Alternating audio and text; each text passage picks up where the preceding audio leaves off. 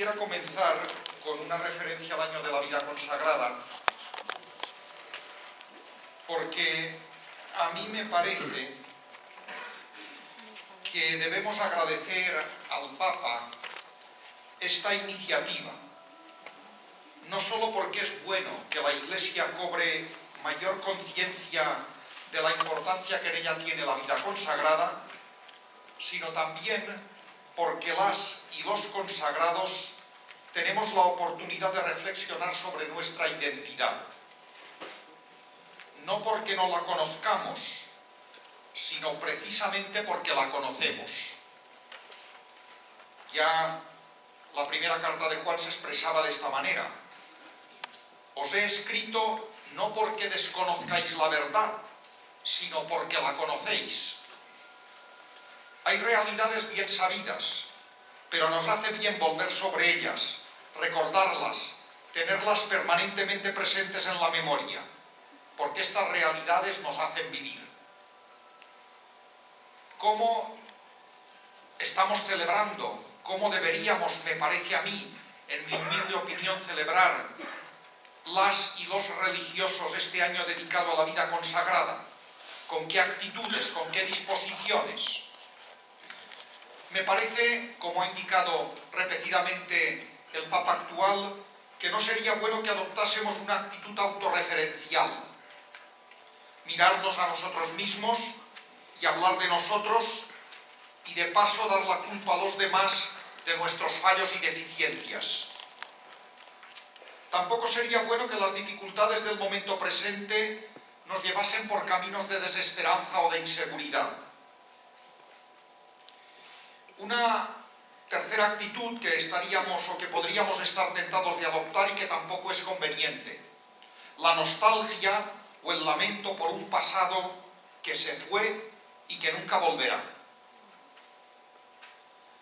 Si miramos a la Virgen María, a la que prácticamente todas nuestras congregaciones tienen como madre, protectora, intercesora, compañera o punto de referencia, si miramos a la Virgen, encontraremos una serie de actitudes que nos ayudarán a celebrar bien este año de la vida consagrada. Ella, tras recibir un saludo de parte de Dios que la invita a la alegría: alégrate, favorecida de Dios, entona un cántico de acción de gracias que comienza afirmando que efectivamente se alegra su espíritu en Dios su Salvador. ¿Y cuál es el motivo de esta alegría? Porque ha mirado la humillación de su esclava, porque el Poderoso ha hecho obras grandes por mí, porque su nombre es santo y porque su misericordia llega a sus fieles de generación en generación. Mirando a María estamos invitados a la alegría por lo mucho y bueno que el Señor ha hecho a través de nuestras congregaciones, así como por lo mucho y bueno que ha hecho en cada una y cada uno de nosotros gracias a la congregación a la que nos ha llamado. La alegría, pues, sería la primera actitud que deberíamos adoptar para celebrar bien este año de la vida consagrada. Y esta alegría debería ir acompañada del agradecimiento. Agradecimiento por la llamada del Señor a este estado de vida y agradecimiento por las obras grandes que el Poderoso ha hecho por medio de la humildad de sus siervos. La alegría y el agradecimiento deben abrirnos a la esperanza, porque sabemos que Dios no abandona sus obras, sino, como dice María, extiende su misericordia de generación en generación. Tenemos un futuro por delante. Hay muchas cosas que podemos y debemos hacer si sabemos leer los signos de los tiempos, como María. Los poderosos en sus tronos, que siguen estando y siempre estarán; los ricos, que desgraciadamente siguen estando y desgraciadamente estarán; los hambrientos, los humildes. La esperanza es realista. Si queremos tener esperanza, tenemos que conocer bien la situación en la que estamos, los signos de los tiempos. La esperanza se apoya en nuestras posibilidades. Por eso, para mantener viva la esperanza, tenemos que analizar nuestras fuerzas y organizarnos con eficacia. Finalmente, María nos invita a vivir el presente con pasión y con ilusión. Tras recibir el anuncio del ángel que la invita a la alegría, María se mueve con prontitud para transmitir la alegría incontenible que lleva en su regazo. Esta alegría es Jesús el Señor. La esclava del Señor corre a hacerse esclava de los hombres, donde el amor de Dios se demuestra y se comprueba en el amor a cada hermano y a cada hermana. Con María, cada uno de nosotros y de nosotras, empujado por el viento del Espíritu, debe vivir hoy su propia vocación con pasión, con esperanza, con ilusión, con fe ardiente y generosa, amando a los pobres, para que la alegría del Evangelio llegue hasta los confines de la tierra y nadie quede privado de la luz del Evangelio. Y tras este primer punto, esta referencia al año de la vida consagrada, paso ya a entrar directamente a explicar el título de esta intervención mía, el punto 2 de mi esquema, María Maestra, con comillas, ahora verán por qué estas comillas, cuya vida es enseñanza de todos. Bien, en este año 2015, dedicado a la vida consagrada, celebramos también el 50 aniversario de la promulgación del decreto del Vaticano II sobre la renovación de la vida religiosa. Se podrían decir muchas cosas sobre este decreto. Me limito a recordar que el concilio, además de reconocer la importancia de la vida religiosa en la Iglesia, impulsó una renovación de la misma, invitando por una parte a reavivar el espíritu y propósito propios. Es interesante esto, reavivar el espíritu, no reavivar lo mismo que ellos hicieron, porque lo que hizo Santo Domingo en el siglo XII, ya ni estamos en el siglo XII ni en la situación en la que se encontró Santo Domingo. Bien, invitando a reavivar el espíritu y propósito propios que impulsaron a fundadores y fundadoras, y por otra parte, como consecuencia de este reavivar el espíritu, el concilio urgía a la adaptación, porque eso es reavivar el espíritu. El espíritu no se repite, el espíritu siempre es nuevo. Si alguien viene, hago el paréntesis y lo acabo. Si alguien viene un día a mí y me dice, mire, he encontrado una comunidad de estas que allí se repetía exactamente, no se puede usted imaginar cómo.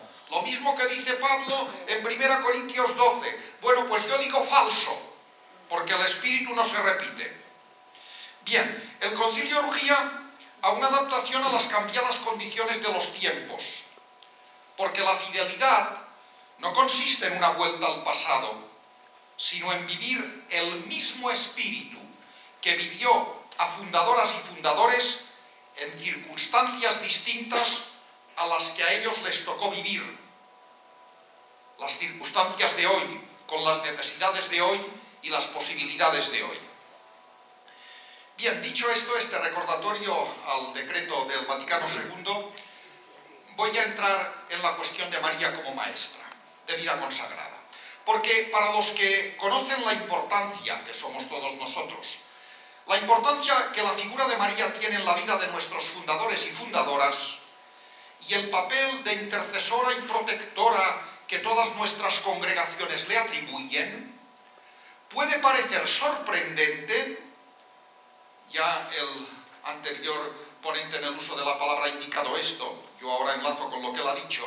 Puede parecer sorprendente que el decreto conciliar solo nombre una vez a María, de forma muy breve, casi se diría que por compromiso y al final del decreto. Pero bien pensado, lo que el decreto dice de María tiene un largo alcance y merece prolongarse. El texto del concilio termina invocando la intercesión de la Dulcísima Madre de Dios, la Virgen María, y añade una cita de San Ambrosio que dice que la vida de María, comillas, literal, es enseñanza de todos. Y también es sorprendente esta cita, porque entre los muchos títulos que la piedad cristiana ha dado a María, el de maestra no es el de los más frecuentes. Después del elogio de la teología que se ha hecho aquí, yo invito a nuestros estudiantes de la Facultad de Teología que hagan una comprobación de lo que voy a decir, a ver si se sorprenden. Digo que el título de maestra no es de los más frecuentes. Más aún, algunos autores, como Santo Tomás de Aquino, piensan que el título de maestra no es conveniente para María. Si quieren les doy hasta la cita. Suma de Teología, tercera parte, cuestión 27, artículo 5, respuesta a la dificultad tercera. Compruébenlo y verán la sorpresa que se llevarán. Bien, ahora bien, si como dice el concilio, la vida de María es enseñanza, ella tiene que ser necesariamente maestra. Sin duda, su magisterio comenzó en la educación de su hijo, como hacen todas las madres de la tierra. Ellas son las primeras que enseñan a sus hijos y esta enseñanza marca para siempre nuestras vidas. Pero más que María como educadora del niño Jesús, aquí nos interesa el papel de María como educadora de la Iglesia y más en concreto como maestra de vida consagrada. En la Lumen Gentium se dice que María coopera en la educación de los fieles cristianos. En María, el ser maestra no puede separarse de su ser discípula, porque todo maestro antes ha tenido que formarse. Para ser profesor en la Facultad de Teología antes hay que haber sido alumno. Los formadores son formados. Por eso María, antes de enseñar, tiene que aprender. La escena de las bodas de Caná resulta significativa a este respecto. El relator del texto comienza diciendo que antes de que llegara Jesús con sus discípulos, su madre ya estaba allí. O sea, la madre de Jesús ha llegado por su propia cuenta, por un camino distinto al de su hijo. Ella no forma parte todavía del grupo de los discípulos. En el transcurso de la boda, María hace una petición a Jesús. Exégetas y teólogos actuales piensan que María pide a Jesús un signo que pruebe la autenticidad de su misión. Este texto, como decía ayer la hermana a propósito de otros textos, es un texto teológico, Eso no es un patio de vecinos en donde resulta que falta sal y la vecina del piso A se va a la del piso B a pedirle sal.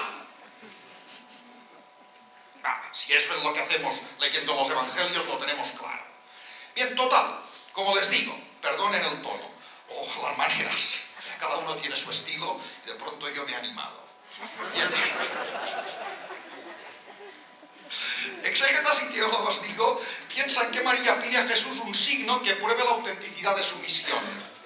¿Qué señal haces tú para que viéndola creamos en ti? Le preguntan con frecuencia los judíos a Jesús. Porque, como bien sabemos, los judíos piden signos para creer. Y María, como buena judía, piensa que ahora se presenta una buena oportunidad para que Jesús realice un signo mesiánico, un signo similar al que Jesús realizó durante el Éxodo. En el desierto faltaba pan, en Caná falta vino.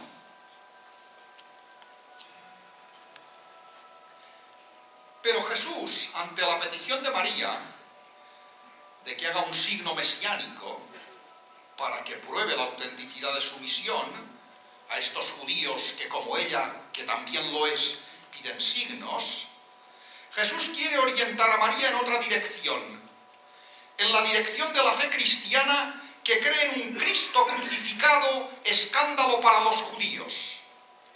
Por eso Jesús, ante la petición de María, responde señalando su hora, o sea, la hora de la cruz. Jesús quiere que María dé el paso de una fe judía que necesita signos para creer a una fe cristiana que se fía incondicionalmente de Jesús con signos o sin ellos.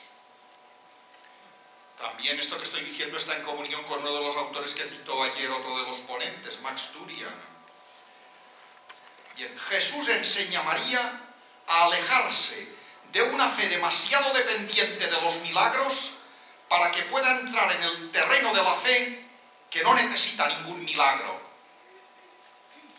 Dichosos los que crean sin haber visto. La prueba de que María ha dado este paso está en que antes de ver ningún signo, ella se dirige a los sirvientes para invitarles a vivir una fe en Jesús como la que ella ya ha aprendido. Haced lo que Él os diga. Una vez que ha aprendido, se convierte en maestra. Por eso la escena termina diciendo que María se marcha de Caná junto con Jesús y los discípulos. Ella ya forma parte del grupo, ha llegado por otro camino, no estaba en el grupo, ahora ya se ha incorporado al grupo de los que creen en Jesús. Ella ya forma parte del grupo de los discípulos, ella ya puede enseñar a otros lo aprendido. María es una buena maestra porque orienta hacia lo esencial. Haced lo que Él os diga, creed en Él sin condiciones. Pero María además es una buena maestra porque no enseña desde fuera, sin implicarse en su enseñanza. Yo podría explicar aquí perfectamente la filosofía de Marx y estar en el más completo desacuerdo con Marx, y a lo mejor explicarla maravillosamente y convencer a todo el mundo de lo buena que es esa filosofía. Bien, eso es enseñar sin implicarse. María se implica. En la comparación que la gente hace del modo de enseñar de Jesús y del modo de enseñar de los escribas, este habla con autoridad y no como los escribas, hay una crítica explícita al modo de enseñar de los escribas. Ellos enseñaban buena doctrina, pero no vivían lo que enseñaban. Los escribas imponían pesadas cargas a la gente que ellos eran incapaces de llevar. Por el contrario, lo que Jesús enseñaba estaba avalado por su vida. Así es también la enseñanza de María. En su vida se realiza aquello a lo que invita.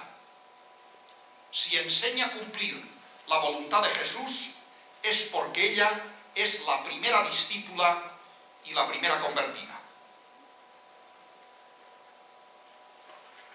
Y ahora voy a tocar algunos puntos a propósito del magisterio de María.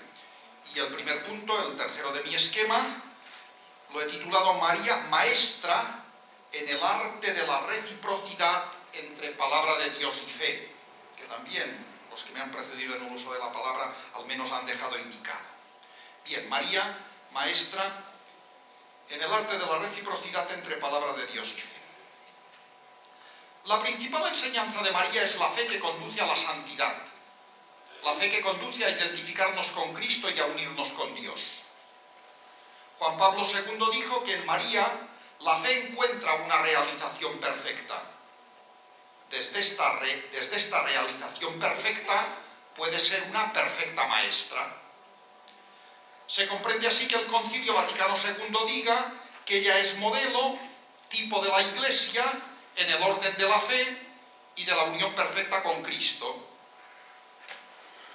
Este magisterio de María se ejerce sobre todo el pueblo de Dios y por tanto también, no solo, también sobre la vida consagrada.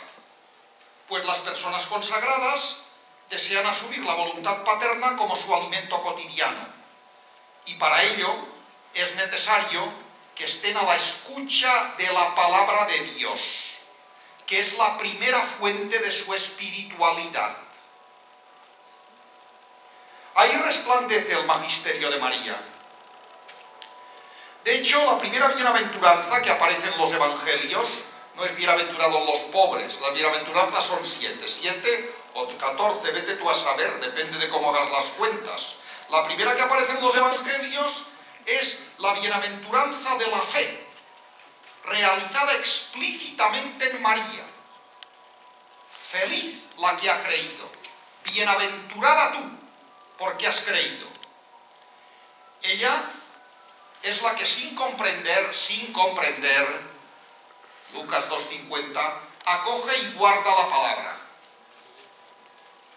Benedicto XVI ha dejado escrito que si queremos renovar la fe de la Iglesia en la palabra de Dios, es necesario mirar allí donde la reciprocidad entre palabra de Dios y fe se ha cumplido plenamente, o sea, en María Virgen, que con su sí a la palabra de la alianza y a su misión cumple perfectamente la vocación divina de la humanidad. Y sigo con la cita de Benedicto XVI, ella desde la Anunciación hasta Pentecostés se nos presenta como mujer enteramente disponible a la voluntad de Dios. Su fe obediente plasma cada instante de su existencia según la iniciativa de Dios. Virgen a la escucha, vive en plena sintonía con la palabra divina. Ella es la figura de la Iglesia a la escucha de la palabra de Dios. Es también símbolo de la apertura a Dios y a los demás. Escucha activa que interioriza, asimila y en la que la palabra se convierte en forma de vida. Hasta aquí Benedicto XVI en Verbum Domini 27. Una muestra de la familiaridad de María con la palabra de Dios la encontramos en este retrato de su alma que es el Magnificat. Pues este cántico, voy a volver a inspirarme en Benedicto XVI, son palabras literales del Papa Emérito, está completamente tejido por los hilos tomados de la Sagrada Escritura, que es la palabra de Dios. Así se pone de relieve que la palabra de Dios es verdaderamente su propia casa, de la cual sale y entra con toda naturalidad. Habla y piensa con la palabra de Dios. La palabra de Dios se convierte en palabra suya y su palabra nace de la palabra de Dios. Así se pone de manifiesto, además, que sus pensamientos están en sintonía con el pensamiento de Dios, que su querer es un querer con Dios. De nuevo, sacado de Verbum Domini número 28.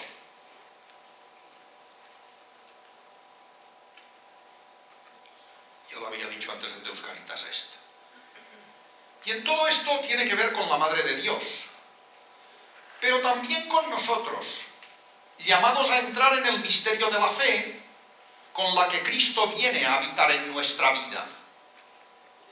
San Ambrosio decía que todo cristiano, por la fe, concibe y engendra al Verbo de Dios en sí mismo. Todo cristiano, por la fe, concibe y engendra al Verbo de Dios en sí mismo. Por tanto, si en cuanto a la carne solo existe una Madre de Cristo, en cuanto a la fe, Cristo es el fruto de todos. Así pues, todo lo que le sucedió a María puede sucedernos ahora a nosotros, en la escucha de la palabra y en la celebración de los sacramentos.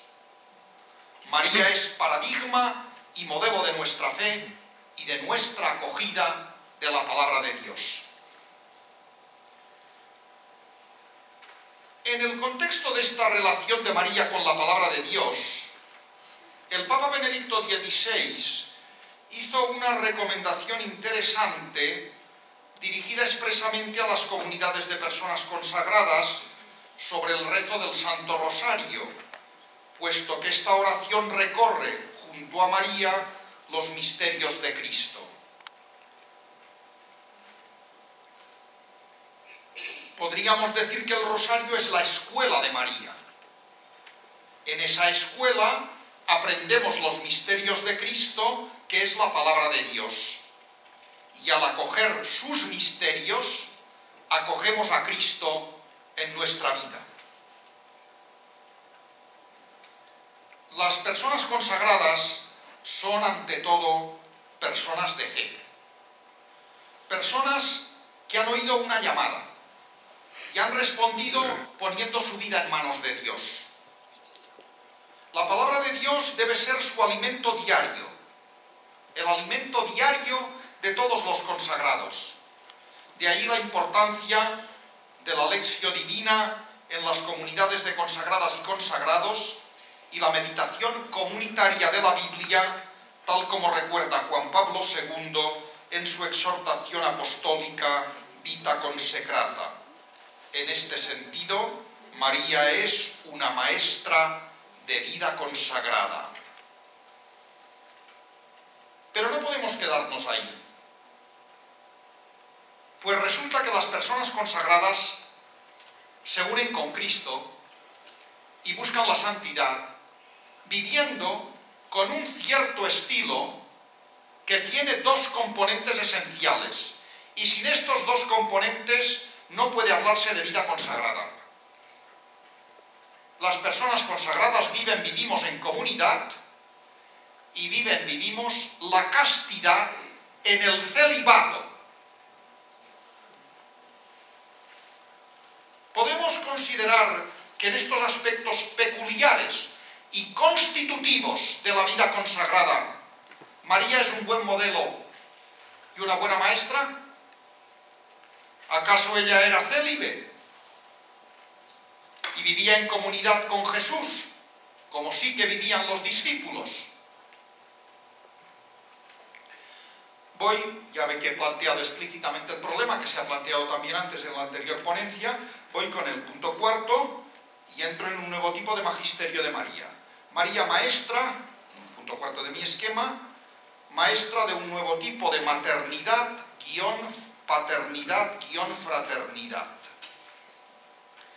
Bien, voy a entrar directamente en el asunto del celibato y de la castidad y de si María es modelo o no es modelo. Me parece muy significativo que el Concilio Vaticano II, cuando habla del estilo de vida virgen de religiosos y religiosas, no utilice la expresión perfecta castidad, utiliza la expresión perfecta continencia. Por otra parte, perfecta caritatis 12. Por otra parte, la exhortación Vita Consecrata de Juan Pablo II utiliza el término celibato para indicar el modo en el que los consagrados y consagradas viven el voto de castidad. Este documento distingue perfectamente la castidad a la que está llamado todo cristiano del modo peculiar de vivirla, que es el celibato, hasta el punto de que este documento de Juan Pablo II, cuando enumera los 3 votos que abrazan las personas consagradas, se refiere a ellos como celibato, pobreza y obediencia. Las personas consagradas viven la castidad en el celibato. ¿Dónde está el interés de esta terminología y de estos matices?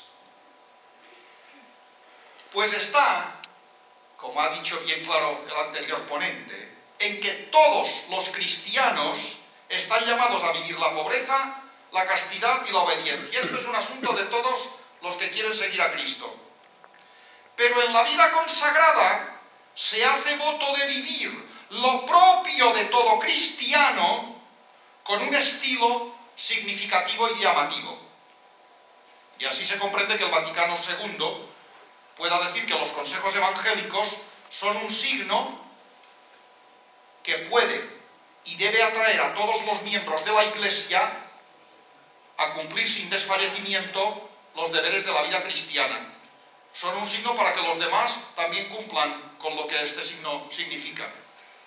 Con su modo peculiar y llamativo porque lo viven de una forma extraña que es distinta de como lo hace la mayoría.